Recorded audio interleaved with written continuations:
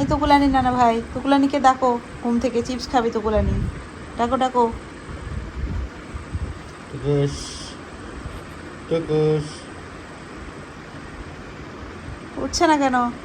ও তুকুলানি নানা ভাই, ও বাবা দেখছো যেই তোমার আদর করে দিছে আর অমনি তুকুলানি, দেখছো চিপস খাবে।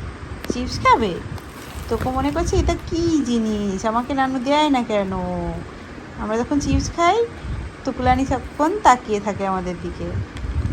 পরে টুকুলানি নাকের কাছে দিয়েই যে খাবি, তখন ছুঁকে দেখে যে না, কোনো মাছের গন্ধ নেই, মাংসের গন্ধ নেই, পচা জিনিস খায় না আমি। পরে আর খায় না। এই যে এখন আর মুখে দাঁত ধরে না টুকুর, এই যে টুকুর দাঁত বের হয়ে যায়।